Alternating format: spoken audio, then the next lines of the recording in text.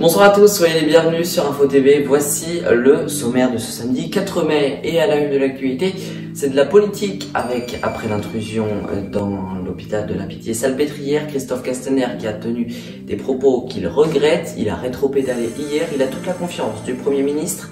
Éclairage à suivre avec Théo Tornet dans un instant. C'est le dernier week-end pour les retours des vacances pour la zone C. Les vacances d'avril qui se sont terminées, on fera un point sur l'infotrafic. C'était le 25e week-end pour les Gilets jaunes. Ce samedi, ils ont encore manifesté à Paris et à Lyon notamment. On en parlera dans un instant. Saison catastrophique pour le PSG, analyse à suivre. Et puis il y aura l'info inconnue et la météo.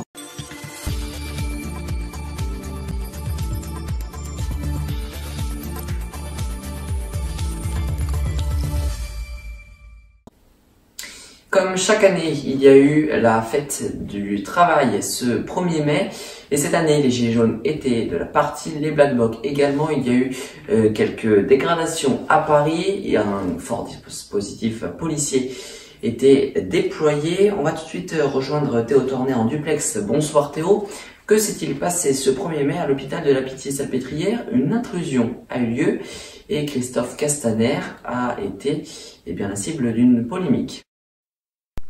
Bonsoir Léandre, il y a eu deux incidents distincts. Le premier a lieu vers 16h30 lorsqu'un certain nombre de personnes secouent violemment le portail fermant l'accès du 97 boulevard de l'hôpital et forcent celui-ci qui s'ouvre en grand, entraînant l'entrée d'une centaine de personnes.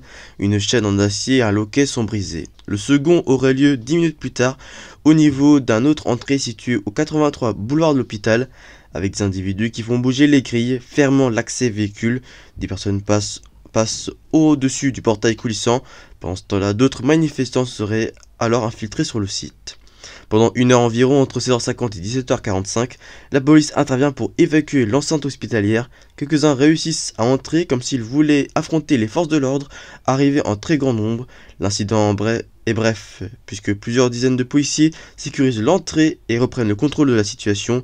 Il y a eu 34 personnes âgées entre 20 et 67 ans qui sont interpellées, puis 37 d'entre elles placées en garde à vue pour attroupement en vue de commettre des dégradations ou des violences. Les gardes à vue ont été levés ce jeudi en fin d'après-midi. Et très vite, la polémique a enflé, ce qui a poussé le ministre de l'Intérieur à faire un retour en arrière. En effet, une polémique a eu lieu sur la façon de comment s'est expliqué le ministre de l'Intérieur Christophe Castaner à propos de l'incident dans l'hôpital. Il a reconnu vendredi qu'il n'aurait pas dû utiliser le terme attaque. Le ministre a estimé qu'il aurait dû lui préférer le terme intrusion violente évoqué devant lui par des responsables de l'hôpital parisien dont le personnel était choqué et qui est plus adapté aux faits. Accepté de revenir sur ces mots, ça ne pose aucun problème, a-t-il poursuivi lors d'une conférence de presse au marge d'une visite à Toulon. Attaque, c'est le mot qui m'est venu après avoir rencontré le personnel sur place, a expliqué le ministre, mais retenez le terme que vous voudrez, a-t-il lancé. Christophe Castaner avait été accusé jeudi par plusieurs responsables politiques de manipulation, alors que des vidéos sur les réseaux sociaux semblent plutôt montrer des manifestants se réfugiant dans l'enceinte de l'hôpital pour échapper au gaz lacrymogène. Le chef de file de la France Insoumise l'avait notamment qualifié d'incompétent et de menteur.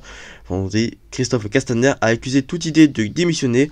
Selon l'opposition, il faudrait changer de ministre de l'Intérieur toutes les semaines, a-t-il ironisé. Merci Théo. C'était le dernier week-end pour les vacances d'avril. Les derniers retours ont eu lieu aujourd'hui. C'était orange en Ile-de-France et en Bourgogne. Et dans l'Est, demain, ce sera simplement orange en Ile-de-France. Le 25e samedi de mobilisation consécutif a eu lieu aujourd'hui. Les Gilets jaunes qui se sont rassemblés aujourd'hui dans plusieurs grandes villes de France, à Paris, à La Roche-sur-Yon, à Angers et également à Lyon où 2600 manifestants étaient attendus ce samedi après-midi. Dans le Maine-et-Loire, il y avait 700 personnes qui étaient attendues. À La Roche-sur-Yon, plusieurs appels avaient été lancés pour manifester.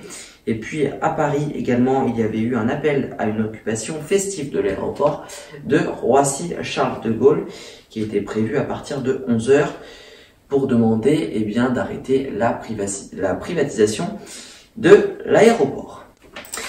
En bref, l'Arc de Triomphe qui avait été violemment dégradé le 1er décembre dernier lors d'une manifestation des Gilets jaunes. Les Black Blocs avaient détruit des statues, volé dans la boutique de souvenirs, des tags avaient été réalisés et du verre avait été cassé. Il a été réparé juste à temps pour le 8 mai et les commémorations. L'actualité internationale avec en Floride un Boeing 737 qui a raté son atterrissage. Il a terminé sa course dans un fleuve, il y avait 143 passagers à bord, il n'y a pas eu de blessés graves. L'appareil arrivait de la base américaine de Guantanamo. L'actualité sportive, c'est ici le Qatar se séparait du Paris Saint-Germain après une saison catastrophique. L'équipe qui a reçu 1,5 milliard d'euros de la part du Qatar a perdu la Coupe de France, n'a pas été en quart de finale pour la Ligue des Champions. Et tout cela déplaît aux Qataris. Bien sûr, tout n'est pas noir pour l'équipe qui est championne de France en Ligue 1, mais cela est très faible, surtout quand on a un très gros budget et de nombreuses stars du football. À noter que Kylian Mbappé, qui avait fait un tacle dangereux il y a quelques jours lors de la finale de la Coupe de France, a écopé de 3 matchs de suspension. Neymar également 3 matchs de suspension pour un précédent souci. Neymar qui s'en est pris à un spectateur lors de la remise des médailles lors du dernier match du Paris Saint-Germain.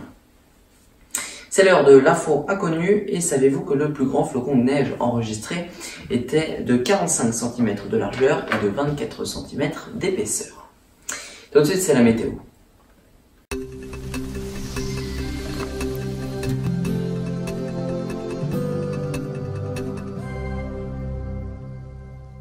La météo de votre dimanche, eh bien, il va faire grand beau sur la façade ouest du pays, également dans le sud du pays. Partout ailleurs, eh bien, ce sera des averses qui tomberont avec du soleil. Les températures seront fraîches pour la saison et ce n'est pas encore les seins de glace qui auront lieu courant du mois de mai. À noter que lundi, il y aura du soleil partout dans le pays et des températures qui remonteront légèrement.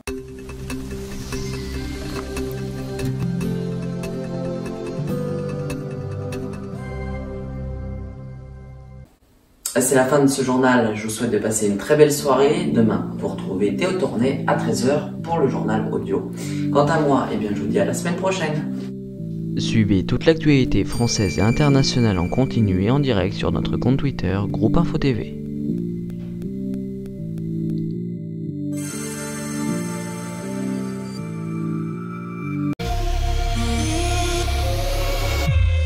Je vous retrouve ce dimanche pour un résumé complet des dernières actualités françaises comme internationales dans le journal audio à 13h sur Francis Radio.